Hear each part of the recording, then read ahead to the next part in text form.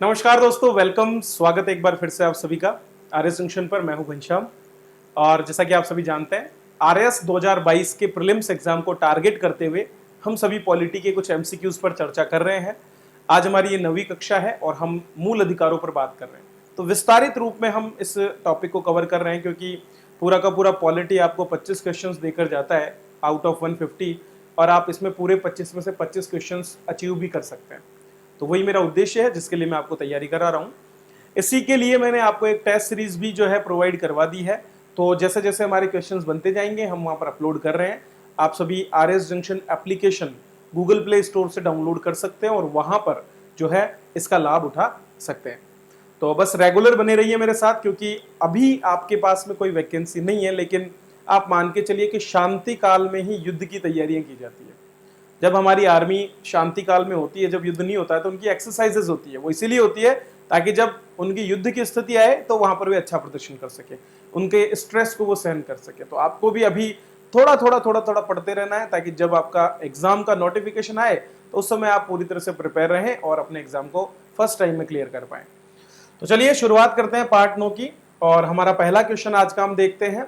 तो हमने पिछली कक्षा में जो है अनुच्छेद 21 तक बात की थी संविधान के, जिसमें हमने जीवन जीने का जो अधिकार है हमारा, ठीक है, उस पर हमने बात की थी। आज हम बात करेंगे अनुच्छेद 22 से। तो आपको बताना है कि संसद द्वारा अधिनियमित किए गए, मतलब लागू किए गए निम्नलिखित में से जो निवारक निरोध कानून है उनको कब लागू किया गया था, इस आधार पर आपको इन्हें क्रम में व्यवस्थित करना है। ठीक है, तो 4 कानून हमारे पास हैं और आपको ये बताना है कि इनमें से सबसे पहले किसको लागू किया गया, उसके बाद किसको लागू किया गया, उसके बाद किसको लागू किया गया और उसके बाद में किसको लागू किया गया। तो एक है हमारे पास राष्ट्रीय सुरक्षा अधिनियम, फिर हमारे पास आंतरिक सुरक्षा अधिनियम, फिर है आतंकवाद निवारण अधिनियम, और फिर है आतंकवादी और विध्वंसक क्रियाकलाप निवारण अधिनियम। तो दोस्तों सबसे पहले जो कानून लागू हुआ था वो था राष्ट्रीय सुरक्षा अधिनियम, फिर उसके बाद में आंतरिक सुरक्षा अधिनियम, इसके बाद में आतंकवादी और विध्वंसक क्रियाकलाप निवारण, और फिर सी आतंकवाद निवारण अधिनियम। इस तरह से ये चारों अधिनियम जो है यहाँ पर लागू हुए थे। तो यहाँ पर आप देख सकते हैं सबसे पहले आपका निवारक निरोध अधिनियम 1950 में सबसे पहले लागू हुआ। उसके बाद में आपके आंतरिक सुरक्षा अधिनियम मीसा जो है इंटरनल सिक्योरिटी एक्ट के रूप में 1971 में आया, लेकिन इसको जो है समाप्त कर दिया गया था 1978 में। इसके बाद में राष्ट्रीय सुरक्षा अधिनियम जो है वो लाया गया, जिसको हम बोलते हैं NASA, नेशनल सिक्योरिटी एक्ट, या NSA के नाम से भी हम इसको जानते हैं।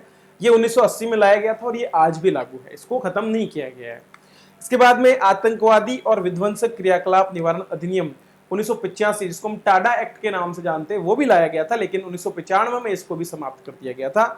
बाद में आतंकवाद निवारण अधिनियम, प्रिवेंशन ऑफ टेररिज्म एक्ट, पोटा नामक एक अधिनियम लाया गया था 2002 में, और इसे भी 2004 में निरस्त कर दिया गया था। दरअसल ये निवारक निरोध कानून बनाए जाते हैं ताकि किसी भी आतंकवादी गतिविधि को या किसी भी राष्ट्र विरोधी गतिविधि को होने से पूर्व ही रोका जा सके। तो निवारक निरोध एक तरह की इस तरह की गतिविधि है जिसमें अपराध करने से पहले ही अपराधी को पकड़ने का प्रयास किया जाता है। तो संविधान का अनुच्छेद 22 इस तरह के कुछ प्रावधान हमें देता है। संविधान का अनुच्छेद 22 का जो पहला अनुच्छेद है वो हमको सामान्यतः जो दांडिक अपराध होते हैं जिसमें आपको पहले से दंड दिया जा चुका है, उसके संबंध में आपको कुछ जो है अधिकार प्रदान करते हैं। जैसे कि अगर मान लीजिए पुलिस के द्वारा आपको गिरफ्तार किया जाए तो आपको 24 घंटे के भीतर जो है नज़दीकी जो भी न्यायालय है उसके पास में आपको प्रस्तुत किया जाएगा। इसी तरह से और भी बहुत सी फैसिलिटीज उसमें आपको दी गई है, बहुत से अधिकार दिए गए हैं। वहीं पर इसका जो दूसरा भाग है वो कहता है कि निवारक निरोध के अंतर्गत किन किन मामलों में व्यक्ति को गिरफ्तार किया जा सकता है, और इसके साथ साथ उसमें यह भी बताया गया है कि निवारक निरोध अधिनियम के अंतर्गत किसी भी व्यक्ति को 3 माह से ज्यादा समय के लिए जेल में नहीं रखा जा सकता, और अगर उससे ज्यादा रखना हो तो ऐसी परिस्थिति में एक बोर्ड होता है जिसकी सलाह के बाद में ही उस व्यक्ति को रखा जा सकता है। तो अनुच्छेद 22(4) में हमको इस तरह के प्रावधान मिलते हैं कि किसी व्यक्ति को निवारक निरोध के अंतर्गत अगर हिरासत में रखना है तो उसके लिए क्या क्या प्रावधान है वो हमको यहां से पता चलते हैं। चलिए आगे बढ़ते हैं। तो ये कानून कुछ बनाए हैं सरकार ने ताकि वो निवारक निरोध में लोगों को गिरफ्तार कर सके, खासकर आतंकवादी गतिविधियों को लेकर के लोगों को जो गिरफ्तार किया जाता है वो गिरफ्तारियां अक्सर इन्हीं के अंतर्गत होती है। आगे बढ़ने से पहले आप सभी मेरे साथ आज शाम को 6 बजे जुड़ सकते हैं। 6 बजे हमारी एक कक्षा है भारतीय राष्ट्रीय आंदोलन पर। दरअसल हम बात करेंगे भारत शासन अधिनियम 1935 के लागू होने से लेकर के और हमारे 1939 तक द्वितीय विश्व युद्ध में भारत के सम्मिलित होने के बीच की जो गतिविधियां रही, जिसमें कांग्रेस के द्वारा संवैधानिक तरीके से चुनाव लड़ते हुए और सरकारों का गठन किया गया और कैसे फिर वो त्यागपत्र देता है, वो सारी की सारी चीजों पर हम चर्चा करेंगे। उनके क्या कार्यक्रम रहते हैं, किस तरह से उन्होंने अपना चुनाव अभियान आगे बढ़ाया, ये सारी गतिविधियां। तो पहली बार हमारे यहाँ सरकार का निर्माण और उन सभी चीजों को हम देखेंगे। चलिए हमारा अगला प्रश्न देखते हैं, मानव दुर्व्यापार को। तो हम आ गए हैं हमारे अनुच्छेद 23 और 24 पर, शोषण के विरुद्ध अधिकार में ये आते हैं, उसमें से अनुच्छेद 23 पर हम बात कर रहे हैं। तो मानव दुर्व्यापार को रोकने के लिए कौन सा एक अधिनियम जो है भारत में पारित किया गया है? अनुच्छेद 23 जो है वो मानव दुर्व्यापार, बलात्श्रम और बेगार जो है उस पर प्रतिषेध करता है, उसको रोकता है। क्योंकि देश में आजादी से पहले बड़ी मात्रा में लोगों से बंधुआ मजदूरी करवाई जाती थी, बेगार ली जाती थी। बेगार मतलब बिना मजदूरी का काम। ये ऐसी प्रथाएं हमारे यहाँ लागू थी क्योंकि रियासतों के राजाओं के अधीन बहुत से लोग गुलामों की जिंदगी जीते थे। लेकिन चूंकि स्वतंत्रता आंदोलन के दौरान ये मुद्दा बार बार उठा, तो हमारे संविधान निर्माताओं ने इसको लेकर के एक प्रावधान किया और उन्होंने कहा कि इस तरह का दुर्व्यापार, किसी भी व्यक्ति की खरीद फरोख्त और इसके साथ साथ बेगार, इन पर रोक लगनी चाहिए। तो एक अधिनियम पारित किया गया और वो अधिनियम कौन सा है? वो है अनैतिक दुर्व्यापार निवारण अधिनियम 1956, जो किसी भी प्रकार की गलत तरीके से अनैतिक रूप से की गई ह्यूमन ट्रैफिकिंग को रोकता है, जिसमें खास करके महिलाओं और बच्चों का व्यापार सम्मिलित है। तो अनुच्छेद 23 क्या कहता है ये हम देख लेते हैं। अनुच्छेद 23 कहता है मानव के दुर्व्यापार और बलात्श्रम का प्रतिषेध। प्रतिषेध मतलब मनाही। तो इसका पहला क्लाउज कहता है कि मानव का दुर्व्यापार और बेगार और इसी तरह का कोई भी बलपूर्वक जो श्रम करवाया जाता है उसे प्रतिषेध किया जाता है, उसे बंद किया जाता है और उसके साथ साथ इसका कोई भी अगर उल्लंघन करता है तो वो अपराध होगा और इसके लिए दंड भी दिया जाएगा। तो बंधुआ मजदूरी को निरसन का एक अधिनियम बनाया गया है, उसके अंतर्गत दंड की व्यवस्था है। ठीक है। इसी तरह एक न्यूनतम मजदूरी का अधिनियम भी हमारे यहाँ पर बनाया गया 1948 में, आजादी के जस्ट 1 साल बाद में। तो वहां पर एक न्यूनतम मजदूरी आप आज भी देखते हैं, जैसे राजस्थान में हर साल न्यूनतम मजदूरी में वृद्धि की जाती है, वो इसीलिए की जाती है ताकि कम से कम उतनी मजदूरी हर व्यक्ति को मिले। अच्छा, इसके दूसरे क्लॉज में कहा है कि इस अनुच्छेद की कोई भी बात राज्य को सार्वजनिक प्रयोजन के लिए अनिवार्य सेवा अधिरोपित करने से निवारित नहीं करेगी। तो राज्य चाहे तो परिस्थिति पड़ने पर लोगों से सार्वजनिक सेवा ले सकता है जो सभी लोगों के लिए समान होगी, और ऐसी सेवा को अधिरोपित करते समय राज्य केवल धर्म, मूलवंश, जाति और वर्ग के आधार पर भेदभाव नहीं करेगा। मतलब मान लीजिए राज्य ने कहा कि हम एक तालाब खोदने वाले हैं और सभी लोगों को अपनी सश्रम सेवा यहां से हर व्यक्ति को एक एक व्यक्ति को घर में से देनी पड़ेगी। तो ऐसी अगर वो सेवा आरोपित कर भी दे, मान लीजिए जैसे पहले किया जाता था, तो धर्म, मूलवंश, जाति या वर्ग के आधार पर जो है किसी तरह का कोई भेदभाव नहीं होगा, लेकिन बाकी कारणों पर हो सकता है। जैसे कि लिंग के आधार पर भेदभाव किया जा सकता है। हो सकता है पुरुषों से ही वो सेवा ली जाए, महिलाओं से नहीं ली जाए। हो सकता है बड़ों से ही वो सेवा ली जाए, बूढ़े और बच्चों को जो है उसमें छोड़ दिया जाए, वयस्क व्यक्तियों से ही वो सेवा ली जाए। इस तरह का भेदभाव किया जा सकता है, लेकिन कौन सा भेदभाव नहीं होगा? धर्म के आधार पर, मूलवंश के आधार पर, किसी जाति, आप निम्न जाति के हैं या उच्च जाति, उसके आधार पर ऐसा भेदभाव नहीं किया जा सकता। यह ध्यान हमें रखना है। इसके बाद में जैसा मैंने बताया, अनैतिक दुर्व्यापार अधिनियम 1956 भी इसी अनुच्छेद 23 की पूर्ति के लिए बनाया गया है, जिसके माध्यम से स्त्री, पुरुष या बच्चों की जो खरीद बिक्री होती है उसको अवैध करार कर दिया गया है। और बेगार और बलात्श्रम के लिए बंधुआ मजदूरी निरसन अधिनियम 1976 में बनाया गया, जबकि न्यूनतम मजदूरी अधिनियम 1948 में बनाया गया। ये आप जरूर नोट डाउन कर लें क्योंकि यहां से भी प्रश्न पूछे जा सकते हैं। अगला प्रश्न आप देखिए। अगला प्रश्न हमारा अनुच्छेद 24 से जुड़ा है। अनुच्छेद 24 के अंतर्गत निम्नलिखित में से किस गतिविधि में 14 वर्ष से कम उम्र के बच्चों का नियोजन प्रतिषेध किया गया है? 4 चीजें मैंने यहां लिखी है। मैंने पूछा है अनुच्छेद 24 के अंतर्गत। तो दोस्तों हमारे अनुच्छेद 24 में केवल 2 शब्दों का प्रयोग किया गया है, एक है फैक्ट्री और दूसरा है खान। तो उसमें लिखा हुआ है कि किसी भी फैक्ट्री या खान के अंतर्गत किसी भी 14 वर्ष से कम आयु के बालक को नहीं लगाया जा सकता। क्या लिखा हुआ है?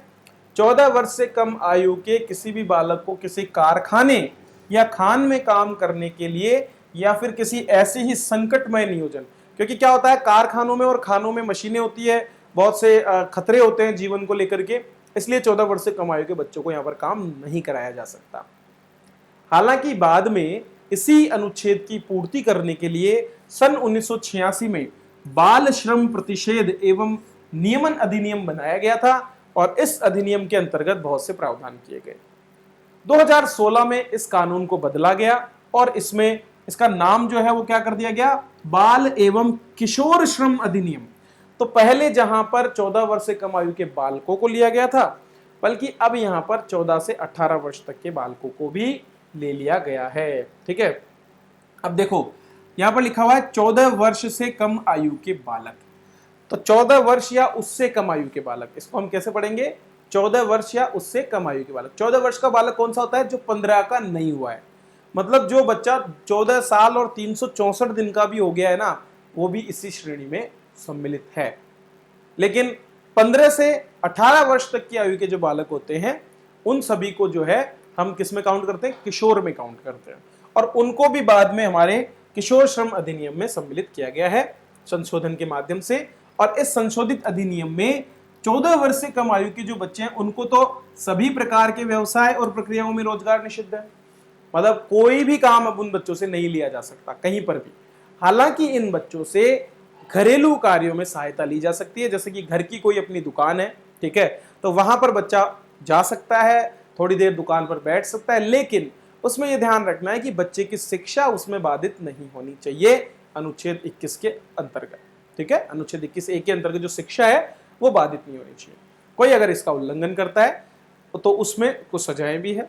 इसी तरह 14 से 18 वर्ष के किशोरों के लिए भी कुछ कार्य निषेध किए गए हैं, और अगर उनका पालन नहीं होता तो उसमें भी 2 वर्ष तक का सजा दी जा सकती है। 1996 में इसी के क्रम में उच्चतम न्यायालय जो हमारा है उसने कहा कि जिन बच्चों को इस तरह से कार्यों में लगाया गया है, खासकर किशोरों को, उनके पुनर्वास के लिए, मतलब मान लीजिए कि कहीं पर कोई पकड़ में आ जाता है, कोई भी नियोजक है और उसने बच्चों को लगा रखा है, तो उसको जो है बाल श्रम पुनर्वास कल्याण कोष के अंदर 20,000 रुपए जमा कराने पड़ेंगे। ऐसा प्रावधान उसमें किया प्रति बालक, मतलब किसी ने अगर इस तरह बालकों को लगा रखा है और वो अगर पकड़ में आ जाए तो ऐसी परिस्थिति में उसको इस तरह से 20,000 रुपए जमा कराने का प्रावधान है। 2006 में सरकार ने घरेलू नौकर और जो हमारे व्यावसायिक प्रतिष्ठान में मिठाई की दुकानें हो गई, चाय की दुकान हो गई, उन पर भी काम करने वाले बच्चों पर रोक लगा दी है। फिर एक आयोग हमारे यहाँ स्थापित किया गया जिसको बाल अधिकार आयोग कहते हैं, राज्य और राष्ट्रीय स्तर पर, और उसके लिए भी एक अधिनियम 2005 में पारित किया गया है, और अभी वर्तमान में राज्य और राष्ट्रीय स्तर पर बाल अधिकार आयोगों की स्थापना भी की गई है। तो यह है आपके बच्चों के कल्याण से जुड़ा मामला, जहां पर बच्चों से किसी प्रकार का भी श्रम नहीं लिया जा सकता है। अब आ जाते हैं हम धार्मिक स्वतंत्रता पर। धार्मिक स्वतंत्रता की बात करें तो हमारे पास पहले आता है अनुच्छेद 25, क्योंकि धार्मिक स्वतंत्रता अनुच्छेद 25 से लेकर के अनुच्छेद 28 में वर्णित है। आपको बताना है कि संविधान के अनुच्छेद 25 में वर्णित धार्मिक स्वतंत्रता के अंतर्गत कौन सा इनमें से सम्मिलित नहीं है। पहला है अंतःकरण की स्वतंत्रता, दूसरा है धर्म को अबाध रूप से मानने का अधिकार, और तीसरा है धार्मिक कार्यों के प्रबंध की स्वतंत्रता, और चौथा उपरोक्त सभी। दोस्तों, अगर आपको ये कक्षा अच्छी लग रही है तो आप लाइक करने में और शेयर करने में कोई कंजूसी ना बरतें, क्योंकि अगर आप इसे लाइक करते रहेंगे तो ज़्यादा से ज़्यादा छात्र इसके साथ जुड़ते रहेंगे, और मुझे पूरा विश्वास है कि आपको पसंद भी आ रही है। अगर नहीं आ रही तो आप कमेंट करके मुझे बता सकते हैं कि मैं इसमें क्या सुधार और कर सकता हूँ। तो दोस्तों, इनमें से धार्मिक कार्यों के प्रबंध की स्वतंत्रता दरअसल आपके अनुच्छेद 26 में वर्णित है, 25 में नहीं है, जबकि अंतःकरण की स्वतंत्रता, धर्म को मानने की स्वतंत्रता और इसका प्रचार प्रसार करने की स्वतंत्रता आपके अनुच्छेद 25 में है। तो ध्यान रखना है, धार्मिक कार्यों के जो प्रबंध की स्वतंत्रता है वो अनुच्छेद 26 में है। तो अनुच्छेद 25 बोलता है अंतःकरण, धर्म को अबाध रूप से मानना, मतलब कोई रोक टोक नहीं है, आप कैसे भी मान सकते हो अपने धर्म को, आचरण कर सकते हो, आपका कोई भी, आप शांति पाठ, पूजा पाठ कर सकते हो, मनन कर सकते हो, सारा सब कुछ कर सकते हो, प्रचार भी कर सकते हो, आप लोगों को बता सकते हो अपने धर्म के बारे में कि आपके धर्म की क्या क्या विशेषताएं, क्या क्या खूबियां हैं, आप उन लोगों को प्रेरित कर सकते हो। लेकिन लोक व्यवस्था, ठीक है, सदाचार और स्वास्थ्य, इन 3 चीजों को आपको एक तो लोक व्यवस्था देखनी है कि आपके उस काम से कहीं पर लोक व्यवस्था भंग नहीं हो, नैतिकता होनी चाहिए कि आपके उस काम से कहीं नैतिकता का, गरिमा का पालन कम नहीं हो रहा हो, कि आप गलत कार्य बताएं, और स्वास्थ्य, लोगों के स्वास्थ्य पर विपरीत प्रभाव नहीं पड़ना चाहिए, झाड़ फूंक और इस तरह की चीजें नहीं होनी चाहिए। तो ये तीनों चीजों के अधीन रहते हुए ही आप अनुच्छेद 25 का लाभ ले सकते हैं। अनुच्छेद इसके बाद में, इसी में अगर हम बात करें तो इसके अंतर्गत ही राज्य को कुछ अधिकार भी दिए गए हैं, जैसे कि राज्य जो है धार्मिक आचरण से संबंध किसी आर्थिक, वित्तीय, राजनीतिक या अन्य लौकिक क्रियाकलाप का विनियमन कर सकता है। ठीक है, तो राज्य कोई भी ऐसा कानून बना सकता है, उसको अधिकार है, जो कि आपका जो धार्मिक आचरण है, जो भी आप करते हैं अपने धर्म को लेकर के, उसका विनियमन किया जा सकता है। दूसरा ये कहता है कि समाज में जो निम्न वर्ग जिसको कहा गया है आज तक, तो खास करके हिंदू धर्म के मामले में जो धार्मिक संस्थाएं हैं जिनमें कभी निम्न वर्गों का जाना बंद था, उनको प्रवेश नहीं मिलता था, उसे खोलने का भी प्रयत्न सरकार कर सकती है। ठीक है, तो सरकार ऐसा कोई भी कानून बना सकती है जिसमें छुआछूत को, किसी तरह की अस्पृश्यता को, लोगों के बीच में मनमुटाव को, या उनको धार्मिक मामलों में उनको भागीदारी नहीं होती है अगर, तो उसको यहाँ पर राज्य प्रयास कर सकता है कानून के माध्यम से। इसी में अनुच्छेद 26 की बात करें तो वह धार्मिक कार्यों के प्रबंध की स्वतंत्रता देता है, मतलब आप अपने धार्मिक कार्यों का कैसे प्रबंध करते हैं समूह के माध्यम से। जैसे कि अब पहला वाला तो व्यक्तिगत था, पहला जो 25 अनुच्छेद 25 वो तो व्यक्तिगत अधिकार देता है, ये आपको एक सामूहिक अधिकार प्रदान करता है आपके संप्रदाय के। जैसे कि आप अपने चाहे तो संस्थाएं स्थापित करते हैं, मंदिर स्थापित कर सकते हैं, मस्जिद स्थापित कर सकते हैं, गुरुद्वारा स्थापित कर सकते हैं, आप चाहे तो धर्म विषय कार्य जो है उनका प्रबंध कर सकते हैं, जागरण करवा सकते हैं, आप चाहें तो और भी कोई जैसे कि यात्राएं होती है वो करवा सकते हैं, सब करवा सकते हैं। आप संपत्ति का अर्जन कर सकते हैं और इसका विधि के अनुसार, मतलब लीगल तरीके से इसका प्रशासन भी कर सकते हैं। गलत कार्यों में नहीं होना चाहिए, लीगल कार्यों में आप इनका प्रशासन भी कर सकते हैं। तो एक तरह से अनुच्छेद 25 व्यक्तिगत धार्मिक अधिकारों की बात करता है और अनुच्छेद 26 जो है धार्मिक कार्यों, संप्रदायों के द्वारा जो किए जाते हैं उनकी बात करता है। चलिए, निम्नलिखित में से कौन सा अनुच्छेद 25 के अंतर्गत माना जाता है? पहला है कृपाण धारण करना और लेकर चलना सिख धर्म के मानने का अंग माना जाएगा, बिल्कुल सही है। और दूसरा है हिंदू धर्म में सिख, जैन, पारसी और बौद्ध सम्मिलित है। तो दोस्तों इसमें पारसी सम्मिलित नहीं है। हिंदू धर्म में न केवल हिंदू बल्कि उसके साथ साथ सिख, जैन और बौद्ध, इन तीनों वर्गों को भी सम्मिलित किया गया है। तो आंसर हो जाएगा हमारा ए, केवल ए। ठीक है, ए सही है, बी गलत है, क्योंकि बी में पारसी शब्द जो है ना इसको नहीं किया गया है। पारसी हिंदुओं में सम्मिलित नहीं है, अलग से धर्म है। तो ये दो स्पष्टीकरण आपके अनुच्छेद 25 में दिए गए हैं। ठीक है, तो वहां पर आपको पहला कृपाण धारण करना ये सिखों को अलाउड है, और दूसरा क्योंकि हथियार आप लेकर नहीं चल सकते, लेकिन सिख धर्म चूंकि 5 कै पर धारण करता है, केश, कंघा, कृपाण, कच्छ और कड़ा। ठीक है, तो उसमें से एक कृपाण होता है, तो इसलिए वो धर्म का अंग माना जाता है। वहीं पर अगर बात करें तो हिंदुओं के अंतर्गत सिख, जैन और बौद्ध, इन तीनों को सम्मिलित किया जाता है। अगला प्रश्न, कौन सा कथन गलत है? अनुच्छेद 25 व्यक्तिगत अधिकारों की गारंटी देता है, भैया सही है, मैंने बता दिया आपको। अनुच्छेद 26 धार्मिक संप्रदायों के अधिकारों की गारंटी देता है, ये भी बिल्कुल सही है। धार्मिक स्वतंत्रता सार्वजनिक व्यवस्था, नैतिकता और स्वास्थ्य के अधीन है, ये भी बिल्कुल सही है, इसमें भी कोई रोक टोक नहीं है। और धार्मिक स्वतंत्रता का अधिकार केवल नागरिकों को है, ये गलत है। नागरिकों के लिए अधिकार केवल 15वां, 16वां, 19वां, 29वां और 23वां, यही केवल नागरिकों के लिए है। बाकी अन्य जितने भी अधिकार हैं वो सभी धर्मों को, सभी लोगों को, विदेशियों को, हर किसी को प्राप्त है। चलिए अगला प्रश्न देखते हैं, धर्म से ही जुड़ा प्रश्न है, गलत कथन बताना है आपको। राज्य द्वारा धार्मिक स्थानों के लिए शुल्कों की उगाही की जा सकती है, यह सही कथन है। राज्य धर्म के पोषण के लिए कर नहीं लगा सकता है, यह भी सही कथन है। राज्य निधि से पूर्णतः पोषित संस्था में धार्मिक शिक्षा दी जा सकती है, ये गलत है। ठीक है, और राज्य में मान्यता प्राप्त शिक्षा संस्थान में धार्मिक शिक्षा के लिए बाध्य नहीं किया जा सकता, ये भी सही है। तो हमारा आंसर सी हो जाएगा, क्योंकि राज्य निधि से जो पूर्णतः पोषित है, बिल्कुल कंप्लीटली जो सरकारी विद्यालय होते हैं उनमें कहीं पर भी आप कोई धार्मिक शिक्षा नहीं दे सकते, ये आपको ध्यान रखना है। ठीक है, तो ये प्रावधान आपके अनुच्छेद 27 में। तो अनुच्छेद 27 कहता है कि किसी भी व्यक्ति को ऐसा कर देने के लिए बाध्य नहीं किया जा सकता जो किसी एक धर्म के लिए हो। मतलब आप जैसे हिंदू धर्म को बढ़ावा देने के लिए कोई कर लगा दे, वो नहीं कर सकते आप। हर किसी से आप टैक्स नहीं ले सकते, हर संप्रदाय से आप टैक्स ले लें, ठीक है। आप मुस्लिम संप्रदाय को बढ़ावा देने के लिए कोई कर नहीं लगा सकते। दूसरा, धार्मिक स्थलों के लिए शुल्क की उगाही, मतलब मान लीजिए पुष्कर है, अब पुष्कर एक ऐसा क्षेत्र है जिसका विकास करना आवश्यक है, तो वहां पर एंट्री के लिए फीस ली जा सकती है। किसी मंदिर में एंट्री के लिए फीस ली जा सकती है, मस्जिद में एंट्री के लिए फीस ली जा सकती है। क्यों? ताकि उसका डेवलपमेंट किया जा सके और वहां पर लोगों को सुविधाएं दी जा सके। अनुच्छेद 28 बात करता है धार्मिक शिक्षा की, तो ये कहता है कि राज्य निधि से पोषित स्कूल में कोई धार्मिक शिक्षा नहीं होगी। ऐसे स्कूल जो कि किसी ट्रस्ट के माध्यम से स्थापित किए गए हैं, ठीक है, और उनका प्रशासन भले ही राज्य करता हो, जैसे मदरसा है, अब मदरसा एक ट्रस्ट के माध्यम से स्थापित होता है, ठीक है, और उसका जितना भी जो व्यवस्थाएं हैं वो किसके द्वारा की जाती है? राज्य के द्वारा। तो ऐसी परिस्थिति में उसमें धार्मिक शिक्षा देने की पूरी आजादी होती है। तो मदरसे में आप ये कह करके नहीं कह सकते कि सर मदरसे को राज्य द्वारा मदद मिलती है।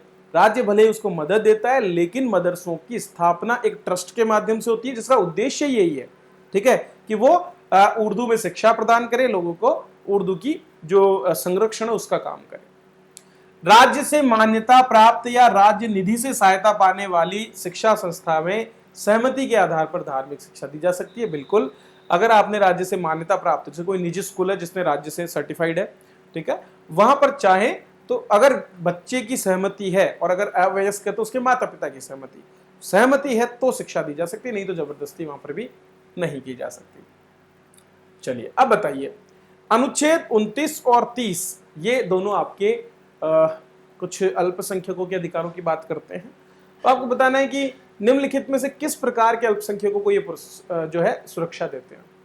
क्या ये केवल भाषाई अल्पसंख्यकों को देते हैं, या ये धार्मिक अल्पसंख्यकों को देते हैं, या फिर ये दोनों को ही देते हैं? आंसर होगा उपरोक्त दोनों। हमारे यहाँ पर संविधान में भाषाई आधार पर और धार्मिक आधार पर जो अल्पसंख्यक हैं उनको काफी अधिकार दिए गए हैं। उदाहरण के लिए इनको जो है, जस्ट अ मिनट,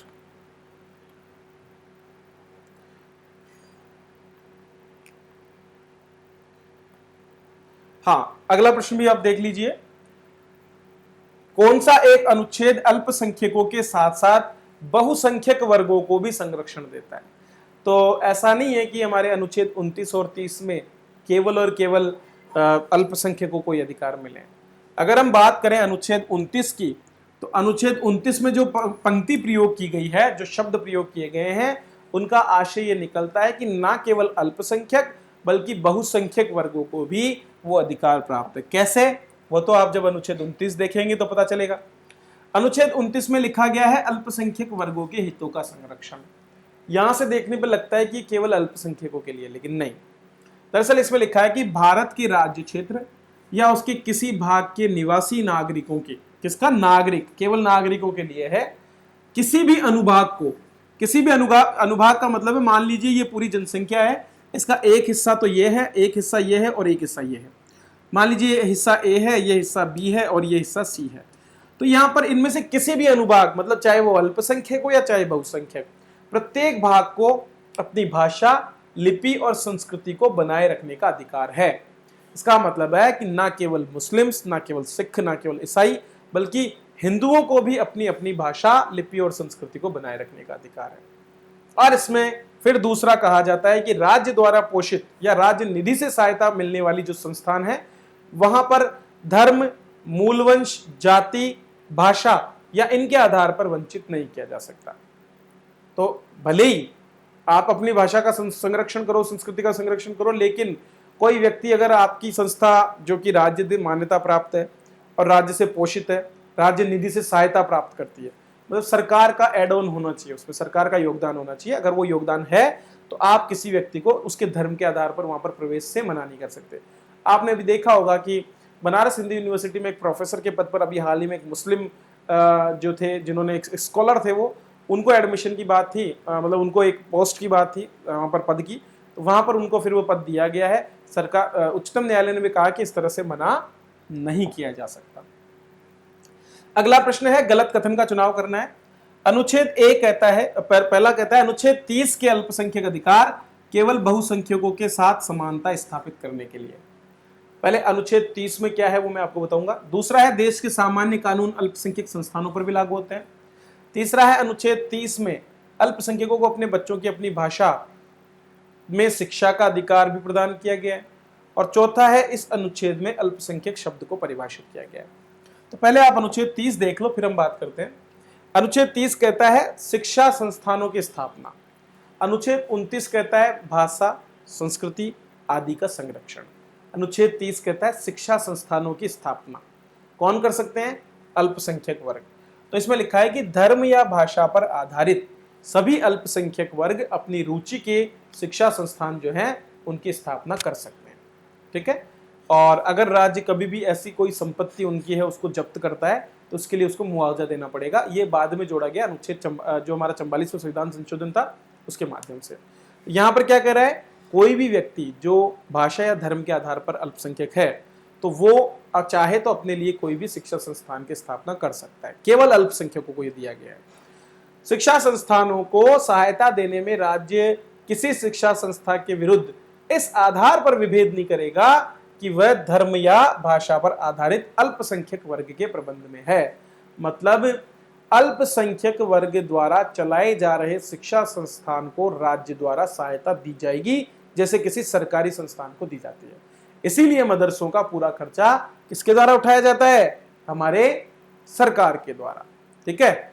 जबकि हिंदू धार्मिक जो संस्थान है उनका खर्चा जो है सीधा सीधा राज्य द्वारा नहीं उठाया जाता, बल्कि उनका खर्चा सामान्यतः ट्रस्ट या फिर जो भी संगठन होते हैं वो उठाते हैं। हाँ, राज्य उनको अनुदान दे सकता है लेकिन वो बाध्य नहीं है।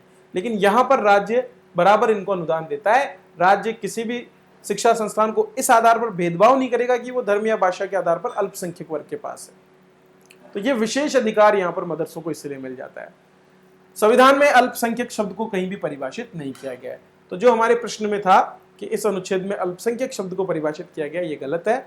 अल्पसंख्यक शब्द की परिभाषा संविधान में कहीं पर भी नहीं है। ठीक है, ये ध्यान आपको रखना है। जैसे कि अस्पृश्यता जो है उसको भी परिभाषित नहीं किया गया है, उसी तरह से अल्पसंख्यक को भी परिभाषित नहीं किया गया। तो दोस्तों ये थी हमारी आज की कक्षा जिसमें हमने चर्चा की अनुच्छेद 30 तक। कल की क्लास से हम जो है अब इसको कंप्लीट कर लेंगे, एक और क्लास हमारी होगी उसमें, तो मूल अधिकार हमारा पूरा हो जाएगा। दरअसल मूल अधिकार एक बहुत महत्वपूर्ण टॉपिक है और यहाँ से बहुत से प्रश्न आपको पूछे जा सकते हैं। खास करके प्रस्तावना, मूल अधिकार और नीति निर्देशक तत्व, इनसे मिलकर के प्रश्न आते हैं। एक एक अनुच्छेद का आपको अच्छी तरह से व्याख्या होनी चाहिए। तो बस आप अपनी तैयारी को बढ़ाते रहिए। मेरा जो टेस्ट सीरीज है उसको मैंने आपको अपलोड कर दिया है। आपकी ऐप पर आप जा सकते हैं गूगल प्ले स्टोर से, RS जंक्शन नाम से। हमारा टेलीग्राम चैनल का लिंक मैंने दिया है आपको डिस्क्रिप्शन में। और इसी तरह आज शाम को मेरी जो अनअकैडमी पर कक्षा है उसको भी आप ज्वाइन कर सकते हैं। लिंक डिस्क्रिप्शन में दिया हुआ है, आप वहाँ जाइए और वहाँ से कक्षा का आनंद उठाइए। तो बहुत अच्छी तरह से आपकी हिस्ट्री की तैयारी भी वहाँ से हो जाएगी। ये 2 सब्जेक्ट अगर आप ढंग से कवर कर लेते हैं तो फिर आपको आपकी परीक्षा में सफलता से कोई नहीं रोक सकता। चलिए, इसी के साथ मैं आपसे विदा लेता हूँ। मिलते हैं अगली क्लास में। वीडियो को लाइक करें, शेयर करें, सब्सक्राइब करें चैनल को। धन्यवाद।